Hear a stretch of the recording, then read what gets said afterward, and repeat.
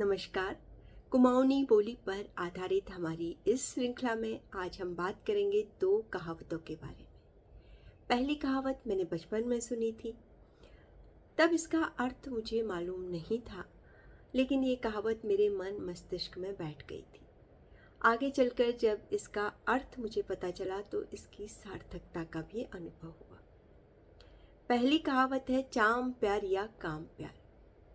4 शब्दों में बहुत ही गहरा संदेश इस कहावत के माध्यम से बताया गया है। इस कहावत को कहने का तात्पर्य ये है कि मनुष्य के रूप या उसकी सकल सूरत से ज़्यादा उसके गुण और उसके कार्य महत्व रखते हैं या प्रभाव डालते हैं। पहली कहावत है चाम प्यार या काम प्यार। अब चलते हैं दूसरी कहावत की ओर। दूसरी कहावत है के काम नहा बुआरी बलद पुछड़ कन्या। इसका शाब्दिक अर्थ तो ये है कि कुछ काम नहीं है बहू तो बैल की पूंछ की खुजली करते। इस कहावत में हमें ये समझ में आता है कि एक सास अपनी बहू को व्यस्त रखने के नए नए तरीके ढूंढ रही है।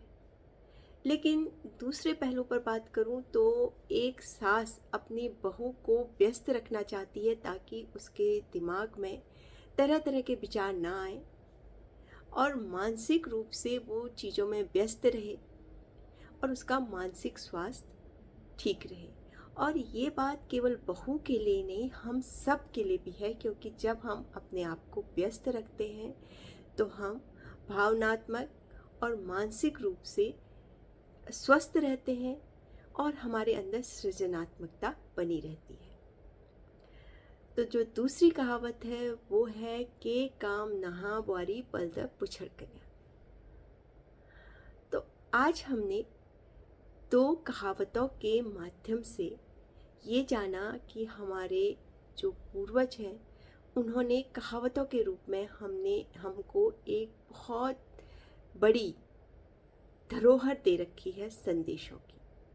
तो पहली कहावत थी चाम प्यार या काम प्यार और दूसरी कहावत थी के काम नहा बुआरी बलद पुछड़ कन्या। कैसी लगी आपको ये कहावतें? ज़रूर बताइए।